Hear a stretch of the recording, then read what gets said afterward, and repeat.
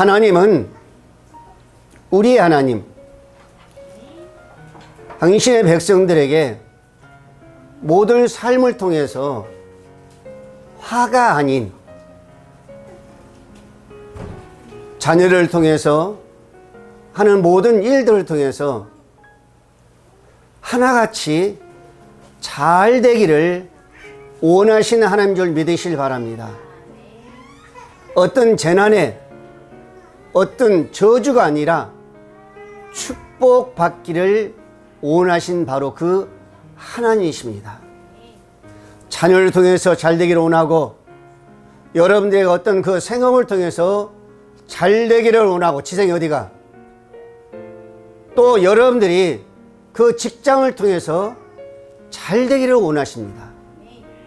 절대적으로 하나님은 우리가 좀 실수한다 해서 그걸 가지고 우리에게 화를 내는 것이 아니라 참고 참으면서까지 우리가 잘 돼가기를 원하시는 하나님이시죠.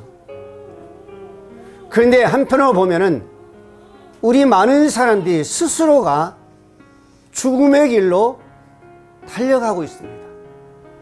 이것은 절대적으로 하나님이 원하신 그 뜻이 아니란 거죠. 여러분, 오늘 본문에도 우리가 말씀을 보면은 엘리야와 사르밧 가브의 이야기가 진지하게 나오고 있습니다. 엘리야가 사르밧 가브의 집에서 머무는 동안에 뜻하지 않은 일들이 나타납니다. 전혀 생각지 않았던 겁니다. 그것은 사르밧 가브의 아들이 병에 걸려 점점점 어때요?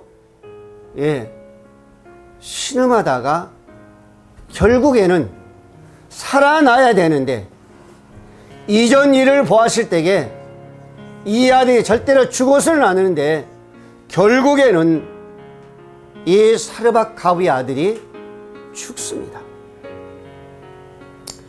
더욱이 사르밧 가브가 자기 아들의 죽음을 그 죽음을 엘리야와의 연관을 시키는 거예요.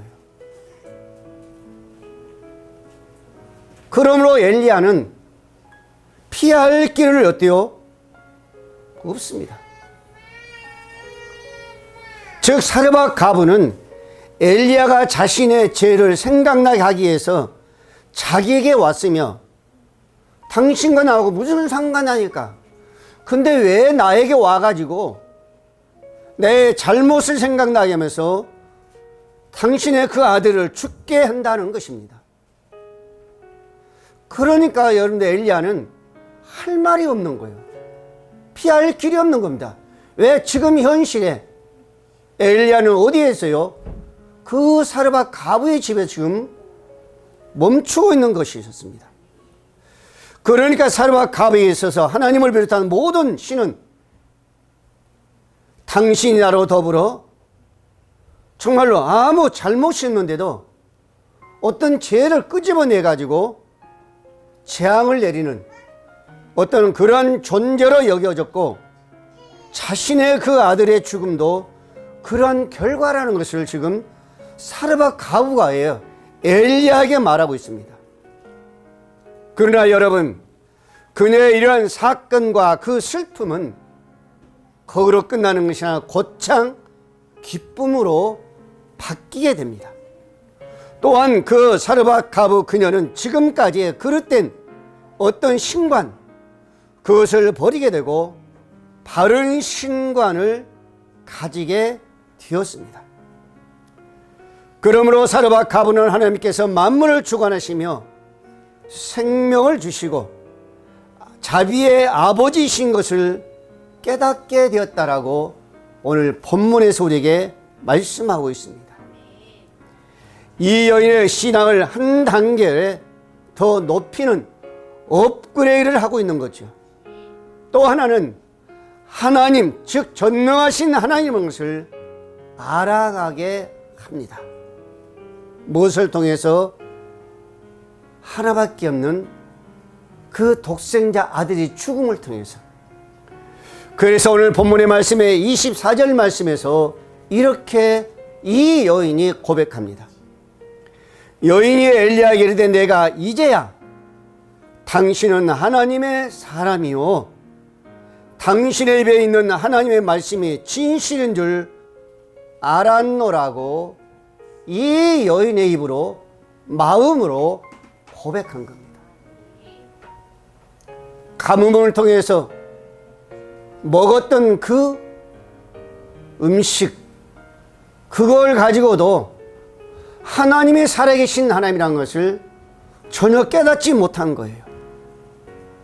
그런데 아들의 죽음을 통해서 이 여인은 진정한 하나님이 살아계신 그 하나님, 어떻게 보면은 불가능을 가능케 하신 하나님이라는 것을 거기서 깨닫고 거기서 어때요? 고백합니다. 요한복음 11장 4절 말씀에 그렇습니다. 예수께서 들으시고 가라사대 이 병은 죽을 병이 아니라 하나님의 영광을 위하며 하나님의 아들로 이를 인하여 영광을 얻게 하려 함이라 라고 말합니다. 여러분, 누가 죽었을 때였어요? 마리아의 그 동생 죽었을 때에 예수님께서 조금만 일찍 왔어도 우리 동생이 죽지 않았을 텐데 그렇게 말합니다. 그러니까 예수님께 거기서 하는 말이 아니야, 이 병은 죽을 병이 아니야. 그러면서 말한 건 뭐예요? 하나님의 아들이란 것을 나타내기라고 했었습니다. 하나님이 어떤 분이라는 것을 나타내기 위해서다는 겁니다. 죽을 병이 아니란 겁니다. 요한복음 9장 여러분들 1절 이야기를 했었습니다. 예수님께서 길 가실 때 날 때부터 소경된 사람을 보신지라. 예수님께서 길 가실 때에 이걸 저걸로 이제 복음을 전하고 가르치면서 가는 가운데서 여러분 제자들이 물읍니다. 날 때부터 소경된 자를 만나는 거예요.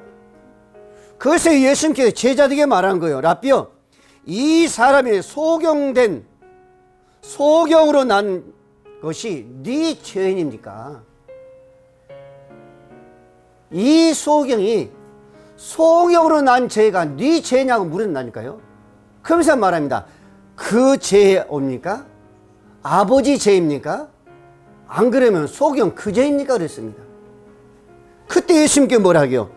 예수께서 대답하시되 이 사람이 그 부모의 죄를 범한 것이 아니라 그 부모의 죄도 아니고 그에게서 뭐라? 하나님이 하시는 일을 나타내고자 함이라고 했었습니다. 지금 무슨 얘기예요? 이 소경이 소경된 것은 그 사람의 죄도 아니고 그 부모의 죄도 아니라는 거예요. 그러면 무슨 일 때문에 왜 그랬다는 겁니다. 목적이 뭐 이유가 뭐예요? 하나님의 아들이란 것을 나타내기 위해서, 즉 하나님의 그 소경을 통해서 하나님의 영광을 나타내기 위해서 그랬다고 그랬습니다. 여러분, 오늘 이런 사건을 통해서 우리 삶 속에 우리가 한번 적용해 보면은 우리의 모든 사건 하나하나는 우리의 잘못도 아니요, 그 누구의 잘못도 아니요, 하나같이 누구의 나타내심이라 하나님의 살아계심을 나타내기 위해서, 하나님의 그 영광을 나타내기 위해서 하나님 우리에게 때로는 아픔도 고난도 질병도 우리에게 있을 수 있다는 것입니다. 그래서 오늘 우리가 본문 한번 돌아가서 17절 한번 같이 볼까요? 2일 후에 그랬습니다. 2일 후에 그제 주모되는 여인 아들이 병들어 증세가 심히 이중하다가 숨이 끊어진지라. 그 사르와 가브의 아들이 병들어 가지고 심히 고통스러웠답니다. 회복할 기회가 안 보였어요. 그러다가 결국에는 회복되지 않고 죽었다 그랬었습니다. 즉 엘리야를 공개하던 과부의 그 독자가 심한 병을 앓다가 결국 죽었다는 얘기죠.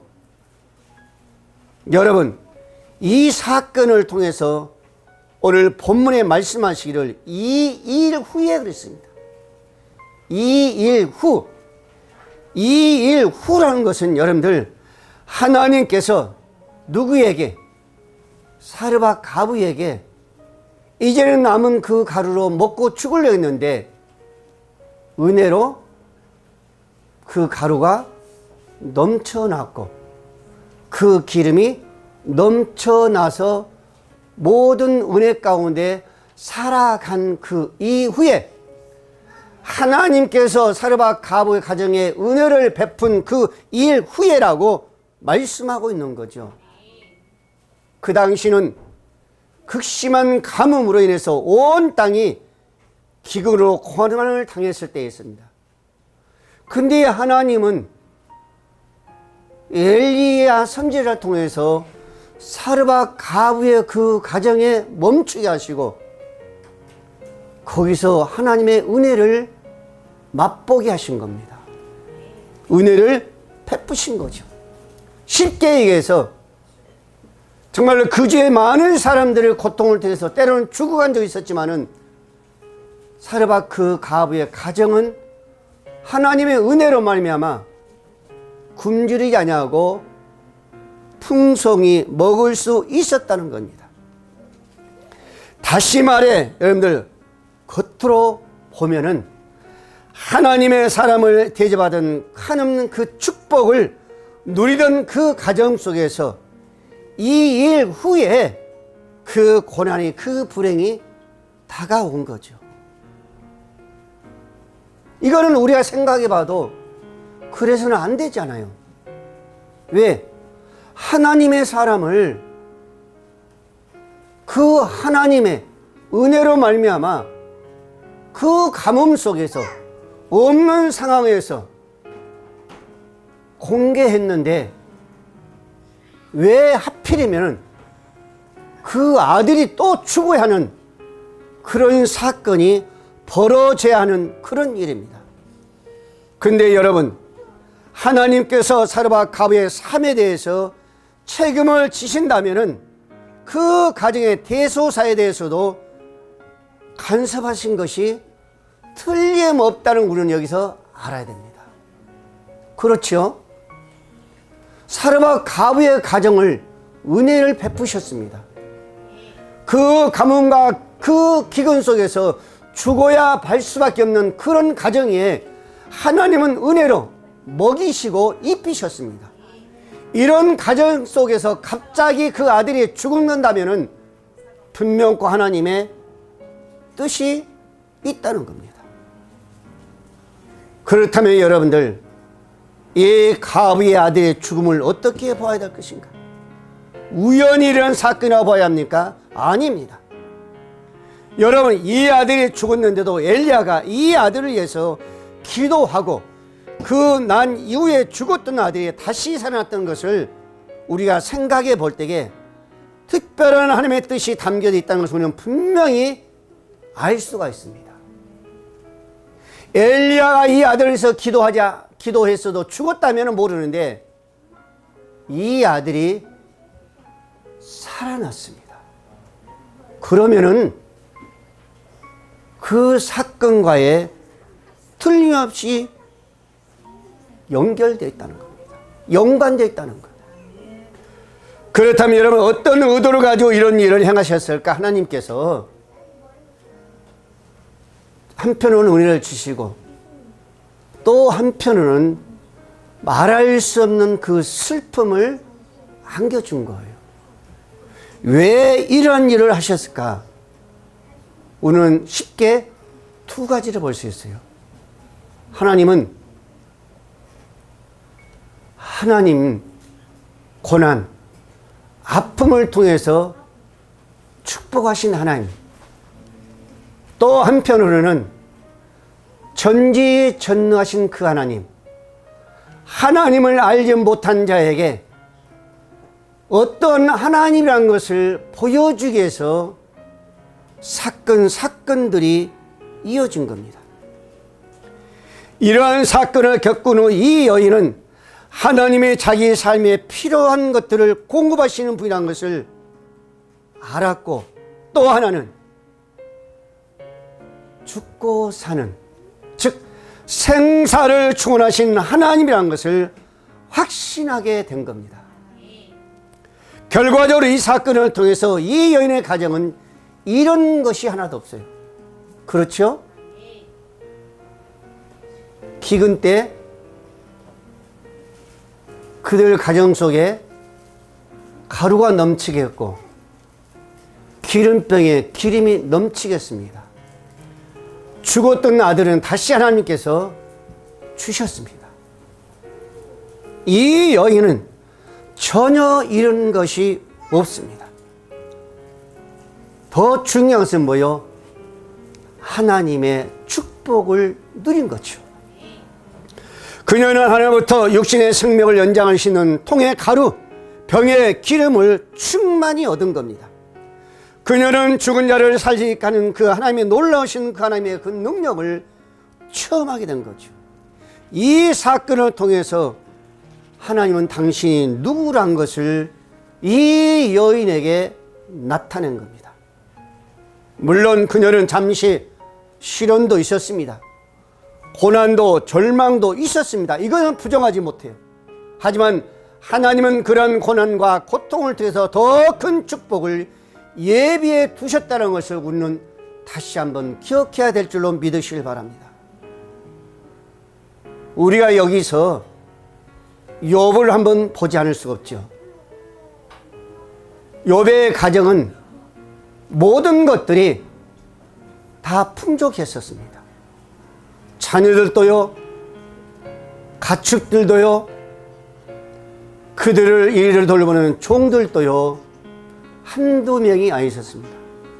그런데 그런 풍족함이, 그런 넉넉함이, 그런 하나님 놀라운 축복이 하루아침에 다 걷어가신 거예요.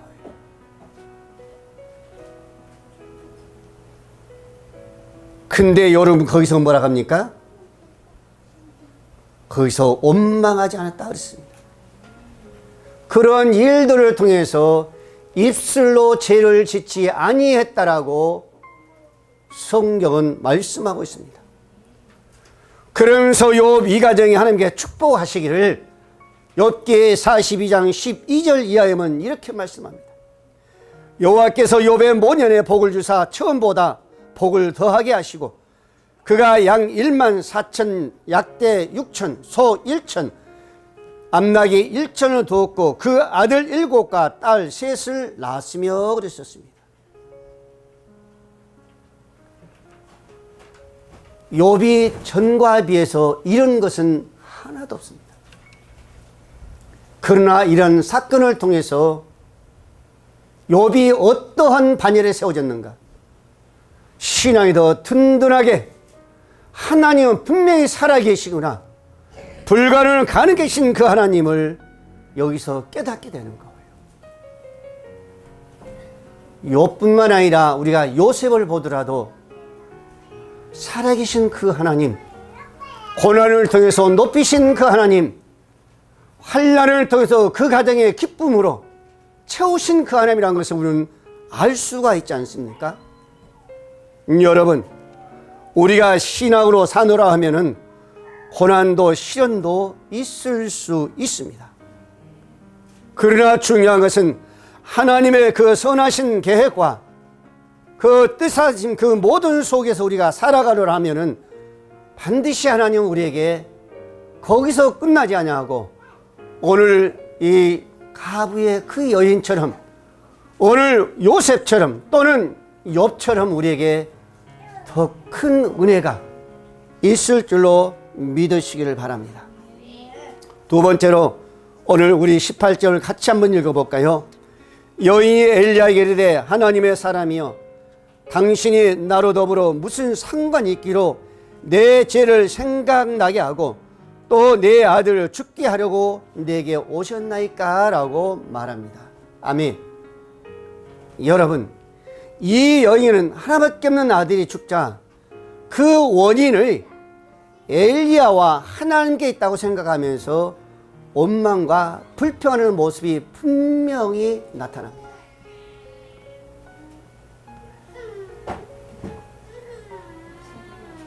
왜 우리 하나밖에 없는 이 아들 죽게 하려고 우리 가정에 나에게 왔나이다라고 원망하는 거예요. 여러분, 여기서 하나님은 축복을 내리는 하나님이 아니라 재앙을 내리고 인간이 죄를 지었을 때에 이를 끄집어내어 벌을 주고 심판하는 존재로만 인식하는 이방인의 심판이라는 것을 우리는 엿볼 수 있어요. 그렇잖아요? 우리 세상 사람은 그러잖아요. 세상에 우리 살다 보면 세상의 검사들은 그러죠. 뭘 끄집어내요? 자꾸만 죄를 끄집어내는 거예요. 당신 이런 죄를 지었지 않느냐, 이것을 잘못했지 않느냐, 그러면서 어때요? 몰아가는, 그러면서 결국은 그 죄를 통해서 결박하는 겁니다. 이런 모습이에요, 지금 모습이. 그리고 이 같은 생각은 세상 사람이랑서는 물론 말할 것도 없고, 우리 신앙인들도 하나님 믿는다는 사람들도 적지 않게 우리 주위에서 찾아볼 수가 있습니다. 그러나 여러분, 우리가 하나님을 믿는 자로서의 현재 겪고 있는 어려움들에 대해서 이 같은 방식으로 이해한다는 것은, 그것은 어때요? 위험한 일이 아닐 수가 없습니다. 그것은 잘못된 거죠. 물론 성경에서 보면은 범죄라는 그 재앙과 진노도 하나님 말씀하고 있습니다. 전혀 그렇지 않다는 거 아닙니다. 하지만 세상에 존재하는 모든 어려움들을 하나님의 진노로만 생각한다면 그건 안 된다는 거예요. 진노의 하나님이 아니시라는 겁니다. 우리 하나님은 우리에게 진노의 하나님이 아니십니다. 자꾸 죄만 생각나게 해주시고 그 죄를 통해서 진노하기를 원하신 하나님이 아니란 겁니다. 여러분, 절대적인, 우리가 정말로 잘못했다고 해서 그걸 가지고 징계해버리고 그걸 가지고 우리의 모든 삶을 무너뜨리게 한다면 하나님은 진노의 하나님이라고는 볼 수가 있죠. 근데 여러분, 우리 하나님은 그런 하나님이 아니시란 거예요. 하나님은 스스로 우리를 향해서 자기 자신의 계획과 생각을 말씀하신 것을 우리가 볼 수가 있습니다. 어떤 하나님인가? 우리를 향해서 화가 아니라 축복을 원하시는 하나님인 것을 우리에게 말씀해 주고 있습니다. 예레미야 29장 11절 이하였습니다. 나 여호와가 말하노니 너희를 향한 나의 생각은 내가 아나니 재앙이 아니라 곧 평안이요 너희 장래에 소망을 주려 생각이다 그러셨습니다. 우리 하나님은 우리를 향한 그 모든 생각이 재앙이 아니란 것입니다. 화가 아니라는 것이요. 우리의 모든 삶 속에서, 우리 삶 속에서 항상 뭘 원하는 거예요? 평안하기를 원합니다. 평온하기를 원하신 거예요. 이 현실뿐만 아니라 앞으로 장래도 마찬가지. 하나님의 우리에 대한 그 소망은 화가, 저주가 아니라 진노가 아니라 우리가 평안한 삶을, 축복이 있기를 원한다 그러셨습니다. 더 분명하게 선하게 자비요 인자로 우리에게 말씀하신 말씀이 로마서 5장 7절 말씀했습니다. 의인을 위하여 죽는 자가 쉽지 않고 선을 위하여 용감히 죽는 자가 혹 있거니와 우리가 아직 죄인을 되었을 때에 그리스도께서 우리를 위하여 죽으심으로 말미암아 하나님께서 우리에 대한 자기의 사랑을 확증하셨느니라 그러셨습니다. 이게 하나님께서 우리에 대한 바라는 뜻이에요. 너희들이 매일매일 모든 삶의 슬픔이 아니라, 고난이 아니라 너희 삶이 편안하기를, 하나님은 오지 않으신다. 여러분, 이게 우리의 하나님이셔요. 우리가 하나님을 사랑하시 아니라 하나님이 우리를 사랑하사 누구를 주시고 예수 그리스도를 우리의 화목제물로 주셨다 했습니다.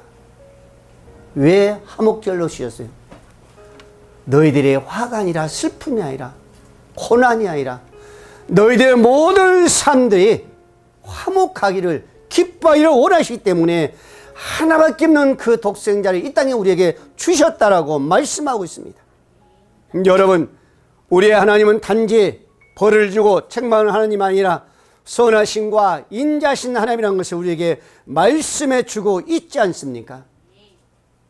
그 하나님, 오늘 사울과 가브에게도 마찬가지 그 가정의 화가 아니라 하나님은 축복인 줄로 믿으시길 바랍니다. 마태복음 7장 9절 말씀했습니다. 너희 중에 누가 아들의 떡을 달라면 돌을 주며 생선을 달라면 뱀을 줄 사람이 있겠느냐? 그러면서 말씀하시기를 너희가 악할지라도 좋은 것으로 자식에게 줄 줄 알거든 하물며 하늘에 계신 너희 아버지께서 구하는 자에게 무엇을? 좋은 것을 주지 않겠느냐? 하나님은 우리가 늘 어떤 삶을, 평화로운 삶을 살기를 원하신다는 거예요. 우리가 화가 아니라 슬픔이 아니라 없어서 굶주리는 그런 삶이 아니라 항상 너희들이 장래의 모든 삶이 넉넉함을 통해서 기쁨으로 살기를, 감사하며 살기를 원한다 그랬다니까요. 스바냐 여러분들 3장 17절 말씀했습니다. 너희 하나님 여호와가 너희 가운데 계시니 그는 구원을 베푸시는 전능자라. 그가 너로 하여금 기쁨을 이기지 못하여 하시며 너를 잠잠히 사랑하시며 너로 인하여 즐거이 부르며 기뻐하시리라. 하나님이 우리를 통해서 기뻐하시려 원하는 거예요. 우리가 늘 화를 통해서, 고난을 통해서, 고통을 통해서 삶을 살아간다면 하나님이 기뻐하시겠습니까? 안 그러죠. 근데 스바냐 이 말씀처럼 우리가 어떤 자로 살아가기에? 화평한 자로 살아가기에, 즐거운 자로 살아가기에, 복된 자로 살아가기 원하기 때문에 하나님은 어때요? 기뻐하신다 그랬었습니다. 너희가 잘 되기를 원하신다는 거예요. 우리 부모님들이 자녀들이 잘 되기를 원하지 않습니까? 예? 부모님들이 언제 기뻐하는 거예요? 자녀들 잘 되는 걸 보면서 기뻐하는 거잖아요. 자녀들이 못된 것, 실패하는 것을 보면서 부모님들이 기뻐하시는가요? 아니잖아요. 부모님들이 자녀가 잘 되기를 원하시기 때문에 잘 되는 그 모습을 바라보면서 부모님들이 기뻐하시지 않습니까, 여러분들요? 사랑하는 우리의 모든 성도 여러분, 우리에게 은총, 그 축복을 아끼지 않으시는 하나님 앞에서 시편 기자는 고백합니다. 여호와께 감사하라. 그 선하심이, 그 인자하심이 영원합시다. 여러분, 오늘 저와 여러분들은 그 하나님, 우리에게 화가 아니라 축복을 주시기를 원하신 그 하나님께, 지금까지도 우리에게 은혜를 주신 그 하나님께 늘 감사, 찬양해야 될 줄을 믿으시기를 바랍니다. 마지막으로 우리 19절 22절 말씀 우리 함께 보겠습니다. 엘리야가 저에게 그 아들을 달라며 그를 그 여인의 품에서 취하여 안고 자기 거처하는 다락에 올라가서 자기 침상에 누이고 여호와께 부르짖어 가로되 나의 하나님 여호와여, 주께서 또 내가 우고하는 집 가부에게 재앙을 내리사 그 아들을 죽게 하셨나이까 하고 그 아이의 몸을 3번 펴서 엎드리고 여호와께 부르짖어 가로되 나의 하나님 여호와여, 오라건대 이 아이의 혼으로 그 몸에 돌아오게 하옵소서 하니 여호와께서 엘리야의 소리를 들으심으로 그 아이의 혼이 몸으로 돌아오고 살아났다라고 말씀하고 있습니다. 여러분, 하나님께서 엘리야가 당신의 기도하는 소리를 들으신 것 같이 오늘 저와 여러분들의 그 기도의 소리를 다 하나도 빠짐없이 듣고 계신 줄로 믿으시기를 바랍니다.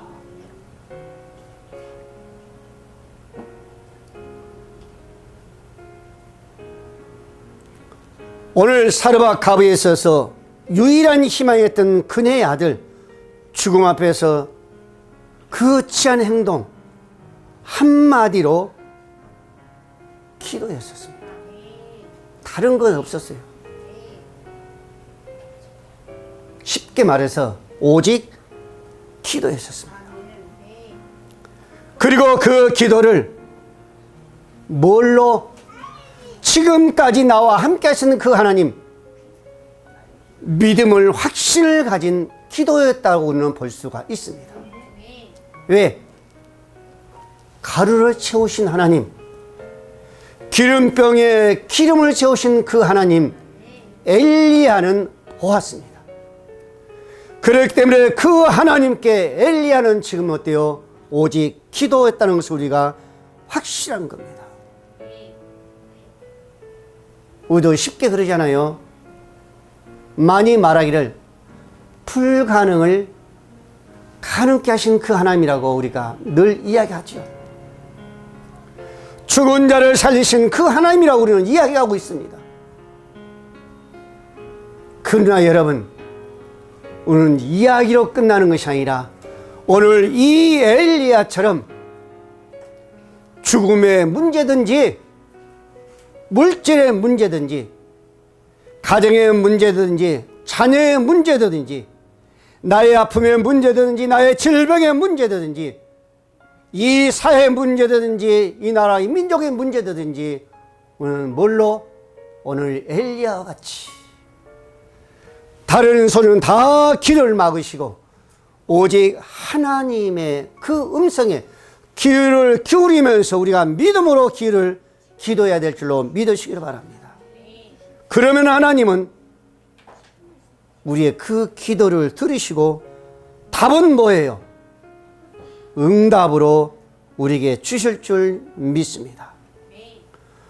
우리는 이런 엘리야의 모습을 통해서 우리의 기도의 자신을 다시 한번 점검해 보면서 우리가 하나님의 백성이라면 문제에 부딪힌다면 거기서 우리는 낙심하지 말고 오늘 엘리야와 같이